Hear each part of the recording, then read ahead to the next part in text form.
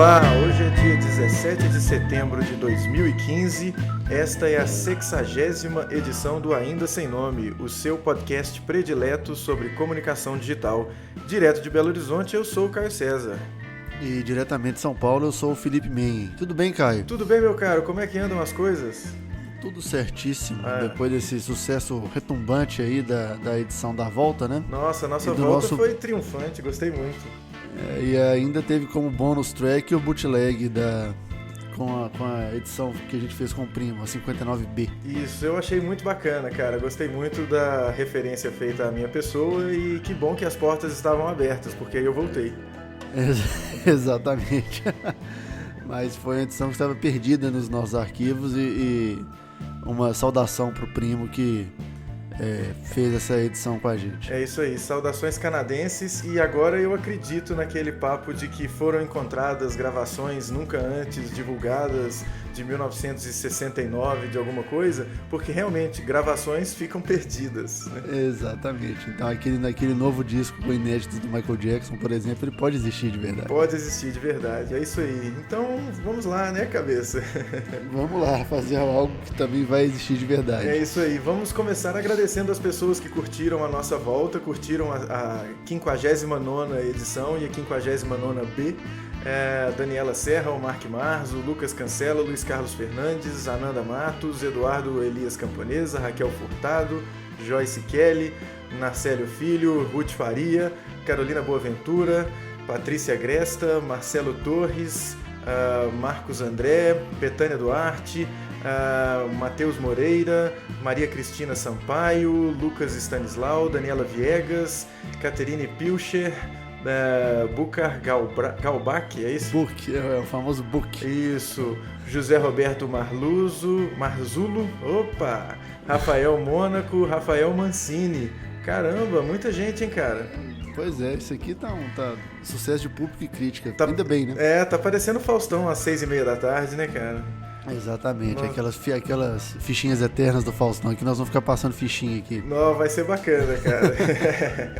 E tem também um agradecimento especial combinado, né, cabeça? Como é que é a história aí? Exatamente, a gente falou do Farol Jornalismo na semana passada e a gente entrou em contato com o Moreno Osório do Farol, citando a citação no nosso podcast, e ele falou do Ainda Sem Nome na edição 62, se eu não me engano, do Farol Jornalismo. Nós estamos quase sincronizados no número de edições. Estamos quase sincronizados, exatamente.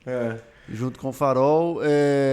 E desta postagem, desta citação do Farol, saiu um comentário muito bacana no blog, que foi o do Marlon. Isso aí, eu achei muito legal a história. Cabeça, explica lá pra galera.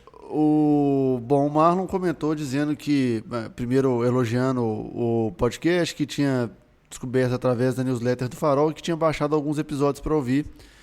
E ele é formado em tecnologia de design gráfico. E estava tentando entrar no mundo da comunicação com um blog voltado para a música. E aí ele descobriu um tanto de coisa, tipo o Farol Jornalismo, e falou: é engraçado que não sou jornalista e às vezes me sinto meio intruso nessa área. Sei que os jornalistas não concordam com isso. Alguém sem qualificação acadêmica entregar algum tipo de conteúdo ou notícia, um simples blogueirinho, entre aspas. Até vi um tempo atrás um manifesto sobre isso. E ele falando que não queria roubar o trabalho de ninguém, queria a nossa opinião sobre esse assunto. Eu achei muito bacana esse depoimento dele, por vários motivos. Em primeiro lugar, por ele estar se interessando em produzir conteúdo original. Eu acho que isso sempre deve ser valorizado, né, cara? E uma coisa que eu achei muito bacana também é ele estar buscando formação complementar. Então ele fez uma graduação tecnológica e está buscando mais formação, como todo mundo que segue o conselho do Bilu, né? Está buscando conhecimento. E isso é sempre importante. E algo que me chama a atenção é ele se referenciar aí à desqualificação feita quando as pessoas chamam quem tem um blog de blogueirinho. Eu tenho questões com relação à alcunha de blogueiro, mas fazer o quê? Né? Mas eu acho que todo mundo que produz conteúdo merece total respeito, e se o conteúdo for bom, ele vai prevalecer, e isso que é importante. E eu não sei quanto a você, cabeça, que é jornalista de formação, mas eu não sou muito partidário da obrigatoriedade do diploma e da regulamentação da profissão. Eu acho que jornalista é quem escreve bem, você não acha, não? Cara, era o que eu ia comentar, assim. Eu não. Marlon, eu queria saber qual é esse manifesto, porque ele felizmente não passou na minha mão. Pois é, interessante, fiquei curioso também. Porque tem um tempo que essa discussão sobre diploma e não diploma, desde que ela ocorre, na verdade, eu sou um partidário de que não é necessário diploma para você exercer a profissão de jornalista, entendeu? Porque, por um lado, o jornal ele perde a chance de ter uma opinião sobre um assunto especializado de alguém que não é jornalista e poderia dar uma opinião sobre isso, de um economista, um urbanista, um cientista político que seja. E, se não me engano, toda vez que um jornal publicava dava espaço para gente que não é jornalista, tinha que pagar alguma coisa, uma multa e etc e tal. Por outro lado, eu não acho que a faculdade de jornalismo ela vai ser extinta ou vai deixar de ser necessária se você acabar com o diploma. Isso. Porque tem muito fundamento ali, entendeu? Tem. Você não vai, obviamente, aprender a escrever bem. Isso eu não acho é que coisa que você você pode aprende na faculdade, né, cara? Exatamente. Agora, se eu sou um físico e gosto de música e quero escrever sobre música em um blog, por que eu deveria ser jornalista? Por que um jornalista iria se ofender com a minha opinião ou a minha audiência sobre isso? Pois é, entendeu? Cara, se você é um físico e escreve bem sobre música e conhece de verdade sobre música, cara, o seu conteúdo vai ser legal, vai ser relevante, as pessoas vão acessar. Então... Ou até um outro exemplo, cara, um dos blogs que eu mais gosto de acessar sobre aviação é o Aviões e Músicas. Que é escrito por um técnico de manutenção da United, ou eu acho que é da United aqui em São Paulo. Olha. E é tipo assim, uma das maiores referências sobre segurança de voo, aviação, história da aviação. Então assim, quando tem qualquer incidente aéreo, o primeiro lugar que eu vou é lá, porque primeiro que ele dá aquele singelo tapa de luvas em todas as matérias sensacionalistas sobre a aviação, e segundo que me dá uma visão clara do que está acontecendo. Pois é, então você não precisa ter a formação em jornalismo para poder escrever. A formação em jornalismo é bacana para você aprender técnicas de apuração, etc., né? Teorias que são importantes, mas não necessariamente para você escrever ou reportar alguma coisa você precisa ter aquela formação, né, cara? A gente precisa ser... Exatamente. Enfim. Essa semana eu fiz 10 anos de formado, inclusive. Meus parabéns. Muito obrigado. E no post que eu escrevi no meu blog sobre esse momento, uma das coisas que eu falei no final é o seguinte, que eu, por exemplo, não me considero jornalista de ofício porque eu nunca trabalhei em redação, que é o estereótipo do jornalista, né? Não é nem estereótipo, é para isso que são formados os alunos de jornalismo, né? E é uma coisa até complicada dos cursos de jornalismo, né? Eles formam a garotada para trabalhar em redação. É complicado.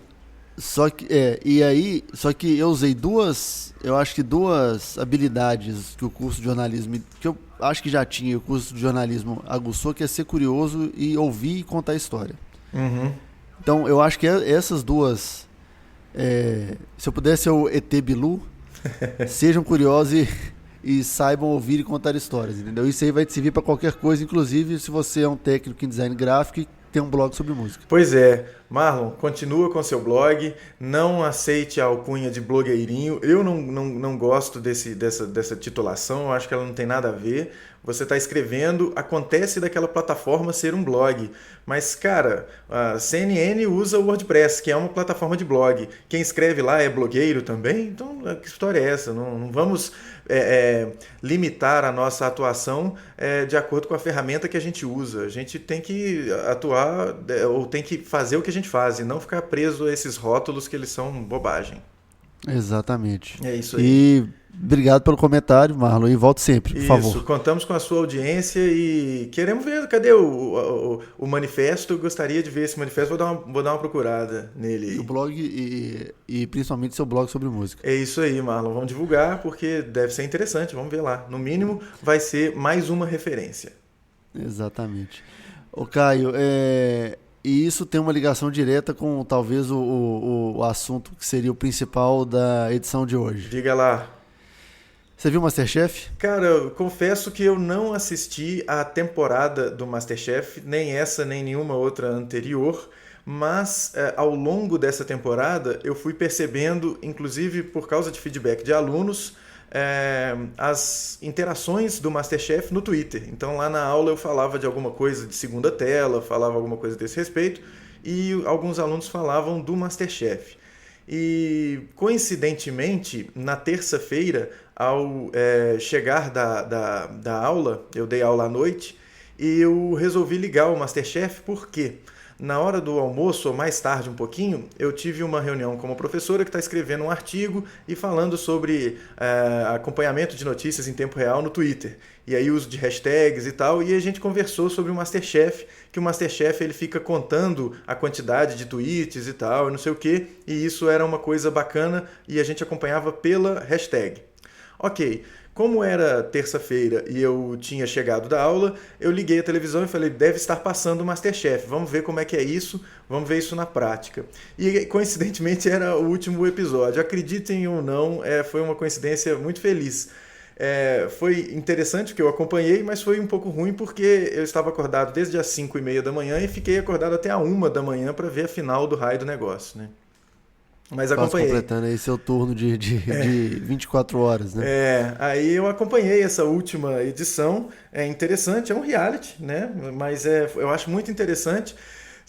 Confesso que eu dei uma trucada naquele contador em tempo real ali, mas eu achei muito legal e pela timeline lá do Twitter, eu vi que o negócio tá parecendo que é bem verossímil.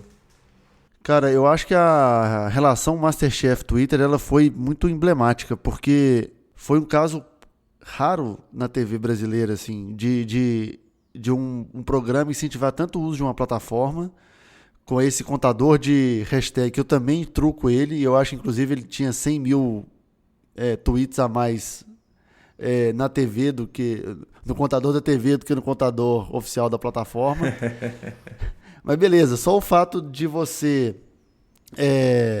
incentivar as pessoas a usarem a hashtag, mostrar alguns tweets e todo esse burburinho em volta da plataforma durante o programa mostra que é possível você fazer um esquema de segunda tela que seja efetivamente orgânico e que traga essa interação para o programa. Eu não sei como é que porque parece que a final teve uma parceria do Twitter com a Band, com a TIM.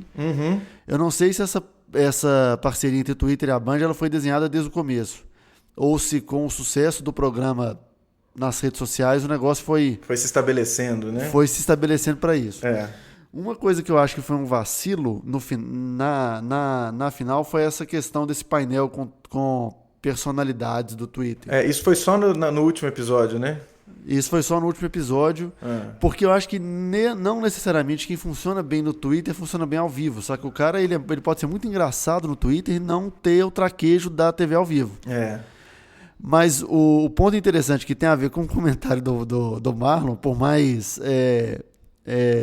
abstrato que seja, é que muitos dos tuiteiros não são jornalistas. Exato, não são jornalistas de formação e aí eles ainda assim têm um conteúdo relevante lá no Twitter e que alavancam a audiência e por isso foram chamados para participar lá do MasterChef, imagino. Exatamente. Eu acho que ok, o cara do CQC lá, o Maurício Meirelles, deve ser. A Rosana Herman naturalmente. Sim. Não de formação, né? Que ela é física. Exato. Outro caso, tá vendo? Viu?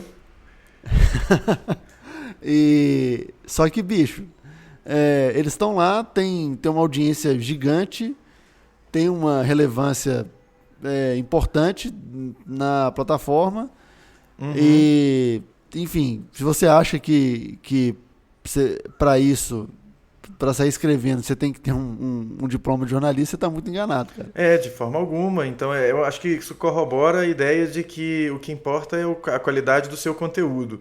Não que necessariamente isso vá funcionar em diferentes plataformas, como foi o caso lá daquele painel. Eu acho que... Se bem que eu acho que a Preta Gil não funciona em plataforma nenhuma, né, cara?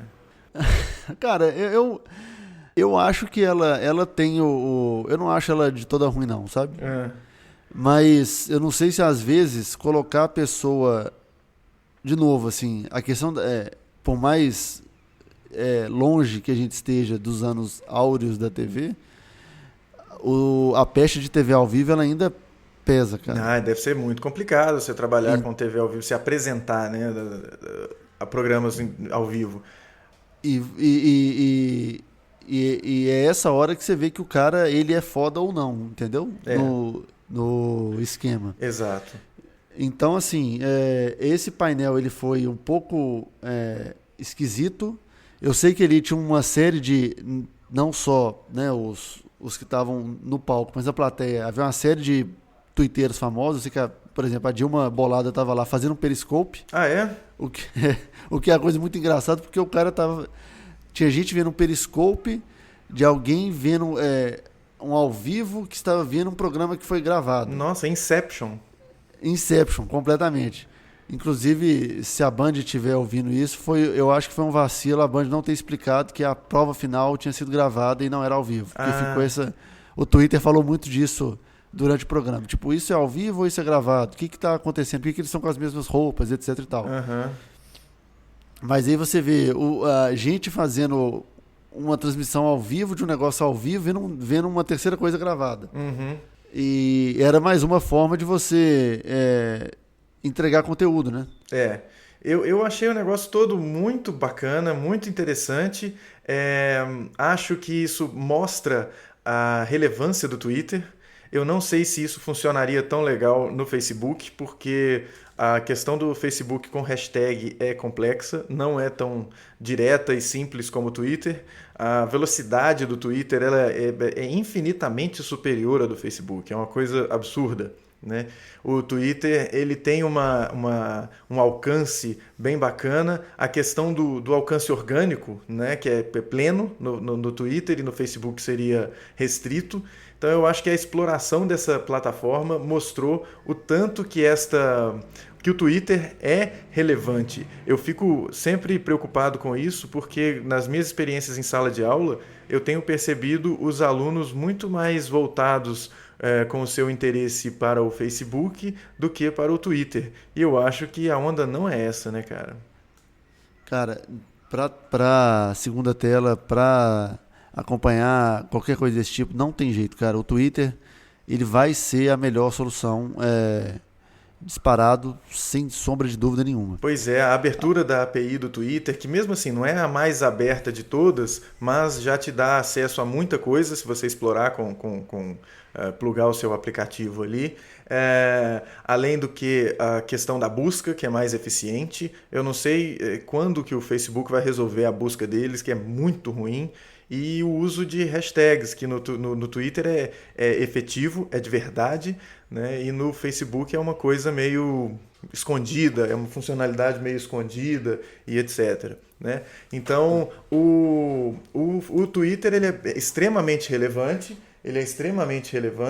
e o Facebook deixa a desejar. E eu acho que, mesmo com a limitação de 140 caracteres, é um negócio muito bacana. Caio, tem uma outra coisa, eu não sei... como foi de fato a parceria comercial entre Twitter e Facebook, entre Twitter e Band, e Band, fica mais a chance de você promover um conteúdo fica muito maior também, né? E teve uma coisa ainda que foi um outro player, que foi a TIM, que entrou na brincadeira, né? E teve o engraçado é que eu não estava ativamente participando no Twitter, mas eu estava participando, vendo a televisão e etc. E eu vi o anúncio do vencedor no Twitter. E eu achei muito bacana essa história. Né? Sem comentários sobre aquela enrolação na hora de anunciar o vencedor, né? Só para tentar sustentar uma audiência, mas eu achei muito bacana o anúncio ter sido feito pelo Twitter. Isso aí eu tenho, assim, eu tenho sentimentos mistos, porque, ok, foi muito legal, foi inovador de certa forma, só que ficou meio esquisito porque a plateia estava dentro do estúdio, ficou meio sem saber, tipo, eu vejo no Twitter, ela vai me falar agora, sabe? Ficou um negócio meio... E aí cortou o clima de quem estava em casa, a gente fez um pequeno jantar aqui em casa para ver o final do MasterChef, porque a gente viu no Twitter, tipo assim, ganhou a Isabel. Uhum. E aí deu, sei lá, 5, 10 segundos, a Ana Paula Padrão falou, Isabel, você é a vencedora. E ficou meio... Sabe quando você espera aquela... O clímax do negócio, assim, a chuva de papel, a mulher chorando, esse trem todo de final de programa que ficou meio morno, assim, na minha opinião. Mas sem desmerecer de jeito nenhum a iniciativa, entendeu? Sim. Eu acho que é um negócio só de alinhamento, aprendizado, né? Uma primeira vez Totalmente. que isso é feito. Podia dar um delayzinho maior de uns 2, 3 minutos, né? Mas foi instantâneo, cara. Na hora que a apresentadora lá, Ana Paula Padrão, anunciou que a gente vai falar primeiro o vencedor no Twitter. E aí ela ficou ainda confundindo lá, que tava mexendo no telefone dela. E aí, saiu, não sei o quê. Eu já tava vendo no Twitter o anúncio. E eu achei isso muito massa. Eu achei muito bacana essa sincronia, esse uso, a exploração da plataforma, né? Mostra que é bem possível você ter um conteúdo que não só a onda não precisa ser necessariamente passar na frente da outra plataforma, usar o Twitter para anunciar uma coisa antes do que está na TV, mas um anúncio complementar, uma coisa complementar, sabe? Eu acho que isso pode ser muito explorado. Completamente. E vira vira talvez um caso para você entender como que você pode trazer a internet para dentro da TV, de fato, né? Não é aquela experiência, mal comparando, a experiência que a Globo faz com o futebol, lendo o masturbando. Não só isso. Isso aí eu já acho que... Há muito tempo eu acho que não são usuários de fato que postam isso. Não, sem foto. Mas aquele programa de domingo à noite que eles têm, Tomara que Caia... Daquilo não ia ser cancelado, cara? Eu achei que lá tivesse sido cancelado. Não, ainda não. Eles estão tentando fazer o trem andar. Nossa.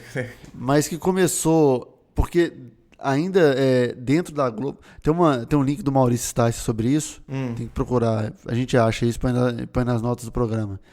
Onde ele fala que você vê claramente que dentro da Globo ainda tem um racha entre quem acredita na internet e quem não acredita na internet. Esse Tomara que Caia, por mais capenga que seja, ele experimenta um formato novo que é o público que está em casa alterar o rumo de uma atração ao vivo.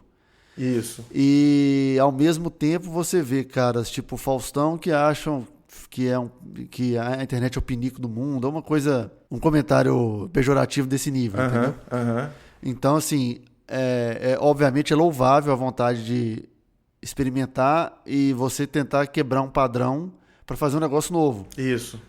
Mas só que você tem que talvez vencer uma barreira econômica, entre aspas, porque o Faustão certamente é um dos caras que deve mais levar dinheiro para a Globo, dele talvez conseguir experimentar isso, experimentar a plataforma e mudar o jeito que ele se relaciona com o público, com o programa, enfim. Pois é, eu acho que tem um preconceito a ser vencido ainda por grande parte de quem produz conteúdo audiovisual, televisivo, que é de achar que a internet ainda é para poucos, para uma classe que não necessariamente é a classe da sua audiência, e a galera acha que ainda não entendeu que a internet está na mão de todo mundo nos seus telefones, e que você não consegue mais praticamente comprar um telefone que não seja um smartphone, e mesmo com um planinho de cartão e etc., você tem lá aqueles planos que tem WhatsApp limitado, que tem Facebook limitado ou Twitter limitado. Mesmo existindo controvérsias, e talvez isso possa vir a ser tema para algum episódio sobre neutralidade da rede e as questões relacionadas a isso, eu acho que isso proporciona a participação das pessoas de um jeito muito bacana e que ainda é muito pouco explorado, né? Completamente. Só um adendo, cara. Ontem eu fui apresentado a um vídeo do canal Amada Foca que faz uma paródia com essa brincadeira em torno dos Masterchefs e da gourmetização e etc. Depois vai ficar claro nas referências desse episódio o submundo da gourmetização, que é muito bacana. Cara, a gourmetização ela pode ser, inclusive, tema também pra gente, viu? Deve. Mas enfim, né, cabeça? Eu acho que essa a questão de não ser jornalista e etc. é bem interessante na hora que a gente vê aquele painel, na hora que a gente vê a relevância das pessoas que retweetam e que participam e os periscopes da vida. E isso ajuda a gente a entender que esse ambiente não é um ambiente restritor, como era a mídia de massa, né? Que você tinha que, claro, num segundo momento, né? No primeiro momento era quem escrevia mesmo, mas no segundo momento a restrição para quem se formava numa universidade, numa faculdade, formava-se no curso de jornalismo. Agora a gente vê que a onda não é essa, a onda é do conteúdo relevante, né? E fazendo uma analogia ao MasterChef, em tese são chefes amadores, né? São chefes amadores e são... se aventurando no meio da cozinha profissional. Possivelmente, provavelmente. Você pode ser um jornalista amador, cara. Eu posso ser. Eu fiz só metade do curso, né? Mas assim, você ou Marlon ou qualquer um que escreve, você é um jornalista amador. É engraçado porque quando é interessante para a mídia de massa, ela ovaciona esse tipo de ação, como no caso daquele garoto que fazia uma cobertura lá do Complexo do Alemão no Twitter, né? Aquele esquema, aquilo lá é muito bacana. Mas quando é alguém escrevendo sobre um tema, às vezes eles não gostam. Então é meio complicado essa coisa seletiva, né? Sair rotulando todo mundo, né? A gente não precisa disso, a gente só precisa de conteúdo bacana e as plataformas sociais estão aí para isso, né, cara? Exatamente. E falando... E você Não, eu só ia dizer que você que está ouvindo esse programa agora, a gente quer seus 2 centavos de contribuição sobre esse assunto. Isso, pode ser no Facebook, pode ser no Twitter, pode ser no nosso aindasemno.me, onde você encontra inclusive os links para o Facebook, para o Twitter e para o Google Plus e para todas as outras plataformas. Exatamente. E falando em plataformas, está uma questão interessante sobre a presença das marcas nas plataformas sociais, né, cabeça? Exatamente, e tem mais uma relação inclusive com o MasterChef. É um texto do Eden Weideman. Isso, é de junho, pode parecer antigo, mas eu acho que não é. A gente não pode também achar que o que é relevante é só o que aconteceu nessa semana, que é aquele texto que você já deve ter visto, fala da imbecilização das marcas nas redes sociais, ou matem as capivaras. Esse é o título do texto, né?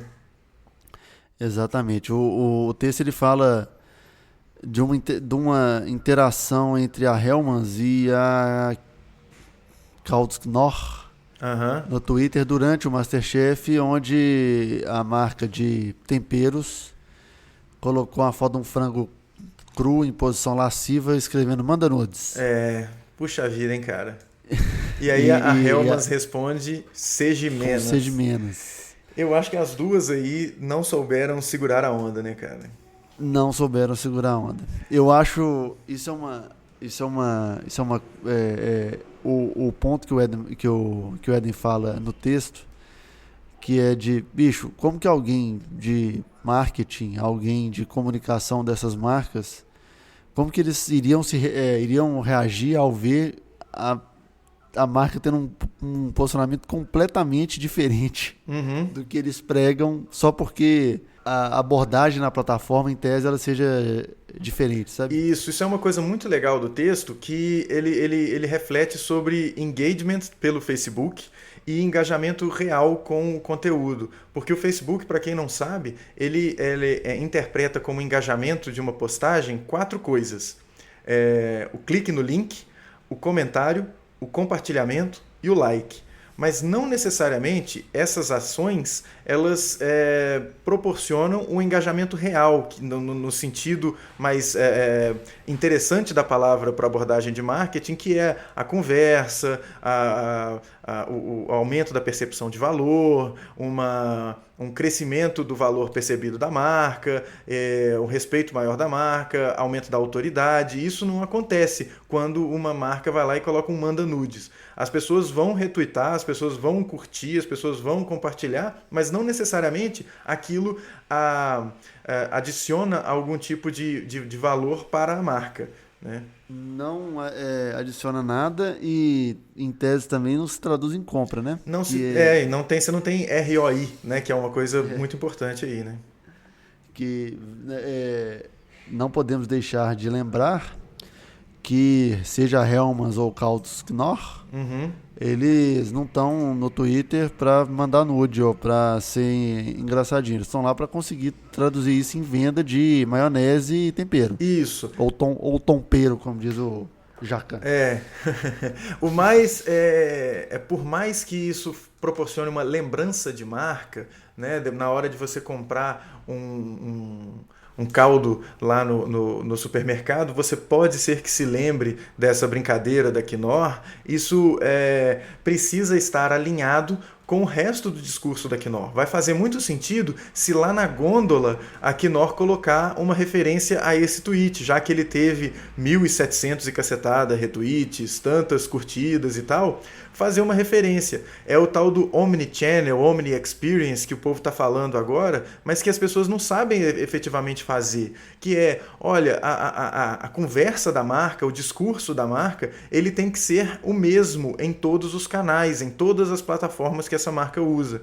E ser engraçadinha no Twitter, mas na hora que chega no atendimento ao cliente você não é engraçadinha, ou na hora que chega na gôndola você não é engraçadinha, você está fazendo isso errado. É a onda que eu vi de uma fala. Puxa, agora o Gabriel alguma coisa, me escapou o nome, da DM9, numa fala dele que ele foi dar uma palestra lá na universidade.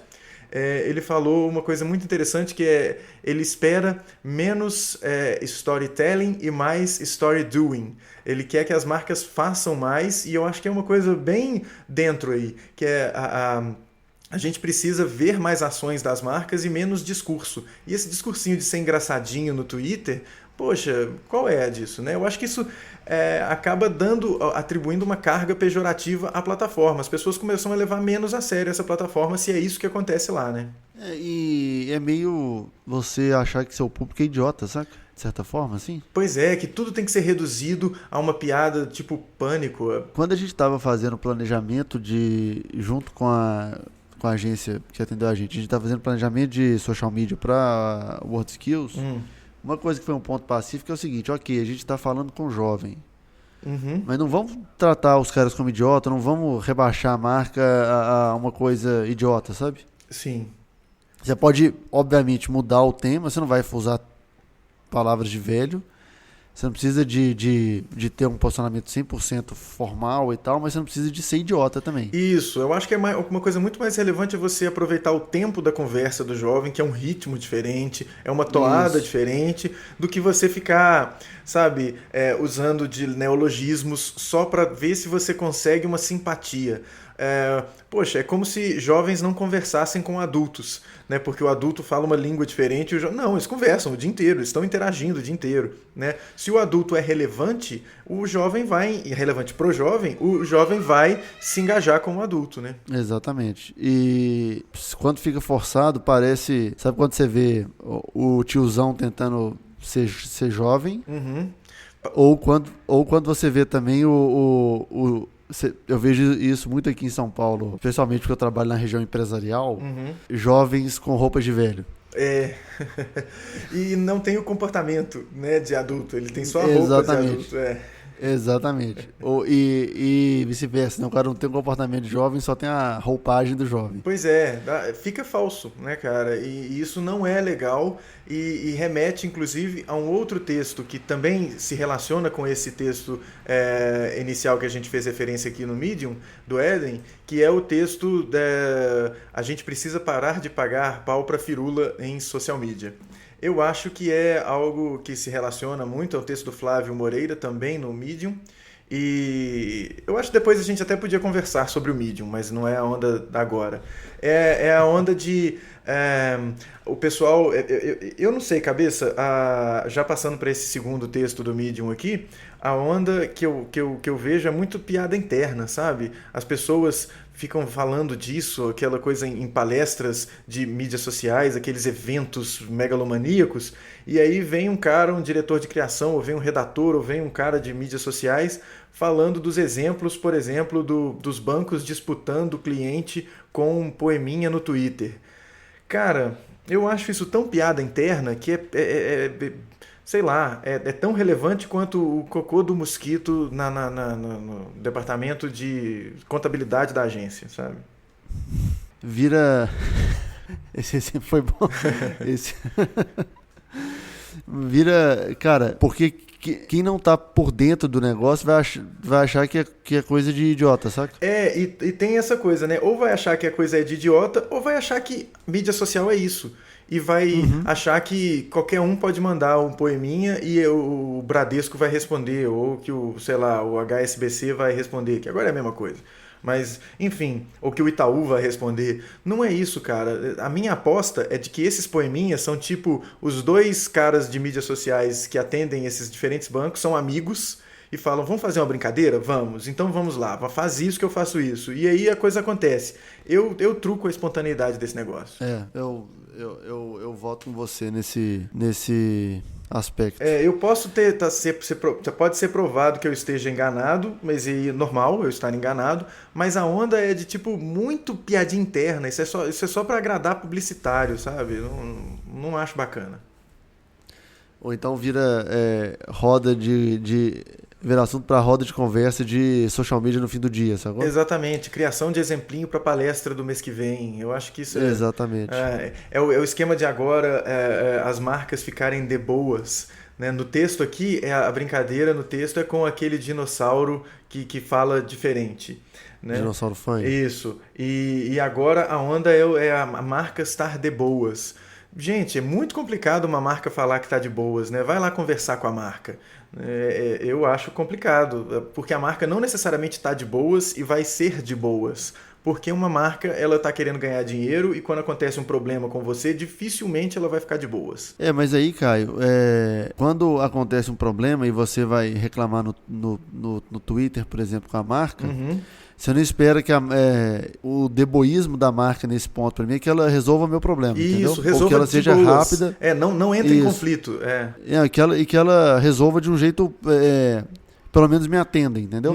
Porque, eu não sei, acho que foi no fim do ano passado que eu vi uma menina que comprou um móvel da Opa e o móvel veio com problema, aí em vez dela... descer o pau, fazer uma postagem, um absurdo, para lá, ela teve uma postura proativa com a marca. Tipo, olha, eu tive esse problema, queria ajudar vocês a me ajudar. E aí virou um caso. A Opa entrou, o vice-presidente da Opa foi lá, montou o móvel com ela, resolveu, parará, não sei o que das quantas. Mas ela fala, não resolveu porque eu fui puto, porque eu fui soltando os cachorros, etc e tal. Foi porque eu quis mudar a abordagem. E também não ia adiantar se ela mudasse a abordagem, mas a Opa viesse com a abordagem de sempre, sei lá, com a piadinha, com a mensagem super legal e de fato não resolver efetivamente o problema. Exatamente. Né? E uma coisa que eu falo, cabeça, que não necessariamente é contrário a isso, a marca tem uma postura super bacaninha lá no Twitter e aí acontece um estresse com você e você não necessariamente toma atitude pelo Twitter, mas você entra em contato com a empresa pelo saque ou por qualquer que seja o outro canal e a marca não mantém aquela postura bacaninha. Eu acho que esse é um grande problema. A marca tem um discurso A numa plataforma A, porque acha que essa é a linguagem, essa é a abordagem mais apropriada, e em outras plataformas, onde o cliente é o mesmo que está lá naquela plataforma A, ela tem uma abordagem B, porque ela acha que aqui naquela outra plataforma a abordagem deve ser B. Não, a abordagem é da marca. Né? Se a marca quer ser mais pessoal, ser mais humana, que é isso que as marcas estão querendo agora, né? Para se aproximar das pessoas, é aquele negócio lá do livro do Kotler, o Marketing 3.0, esse título é tão ridículo, mas enfim, que é a onda da marca ser mais emocional e ter uma relação mais estreita com o consumidor. Essa relação ela tem que ser igual ao consumidor. O consumidor ele tem um discurso, não interessa o canal que ele esteja utilizando, não interessa a plataforma que ele esteja utilizando. A marca deve adotar essa mesma postura, né? Mas aí, Caio, também tem uma questão que eu não sei, eu imagino que seja assim, às vezes tem dentro da própria organização existe uma descentralização de ação, assim, saca? Então, o cara acha assim, beleza, vamos pôr um time engraçadinho para cuidar do saque nas mídias sociais e um time duro que não conversa com o outro time para poder fazer o atendimento durão no saque. Pois é, aí não faz comunicação integrada, né? Exatamente. E aí, às vezes o time de mídia social não pode estar ali fazendo atendimento e não tem acesso aos problemas ou à base de dados do saque, que seja. Quando isso acontece, aí anda. Sim. Mas tem a chance de andar, né? Tem a chance de andar, exatamente.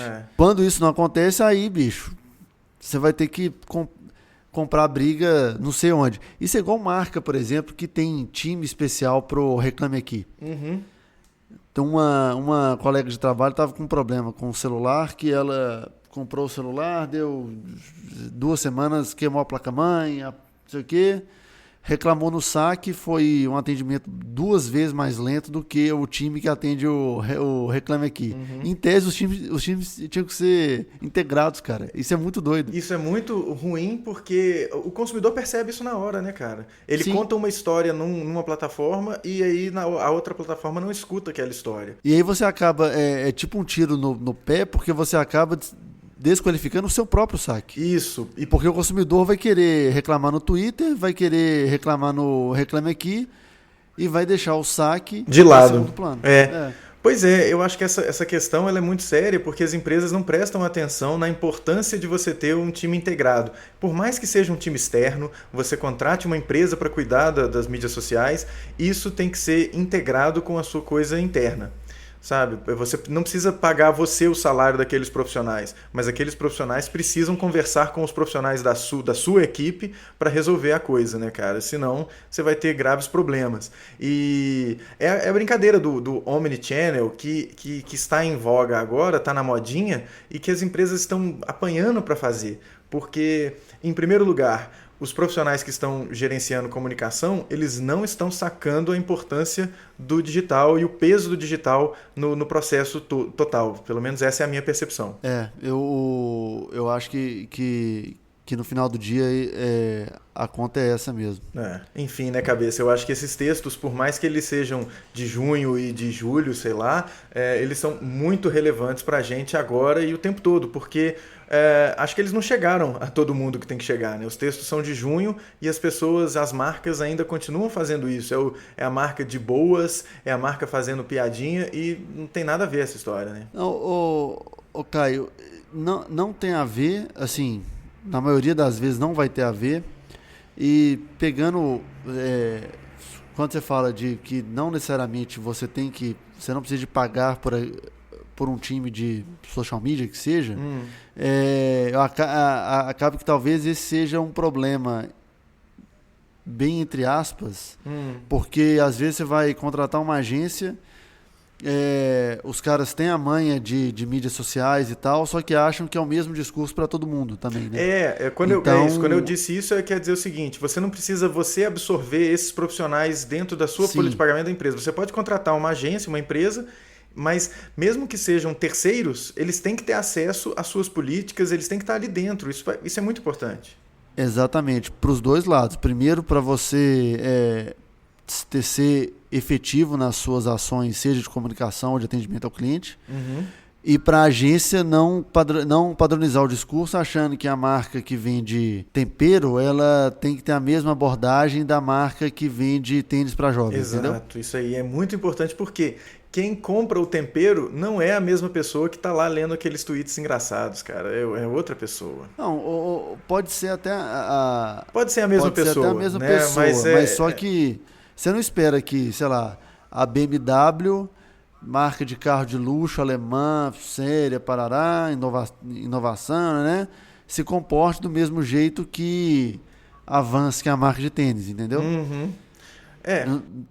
Não estou falando que as duas marcas têm o mesmo discurso ou que elas tenham a mesma agência, eu não sei de nada disso, mas é um risco você achar que negócios completamente diferentes na mão de uma agência vão ser tratados iguais. Pois é, não devem. De forma igual. Não devem. Não devem, exatamente, não devem. É isso aí. Bacana, né, Cabeça? Eu acho que é uma discussão que bem promete para se estender por muito tempo, porque as marcas, elas, ou pelo menos as agências que cuidam das imagens das marcas nessas plataformas, elas ficam querendo pegar carona em tudo quanto é ação engraçadinha para ver se dá esse buzz, gera-se esse buzz. E é algo que talvez a gente vá discutir numa edição futura, o foco no buzz e não num conteúdo relevante, no atendimento bacana e naquela coisa que é muito importante das mídias sociais, é que você não precisa ter uma audiência gigantesca para ser legal.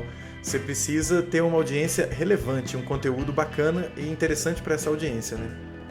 Exatamente. Às vezes e aí pode ser até a construção de uma audiência gigante se você principalmente entregar bom conteúdo, né? Exatamente.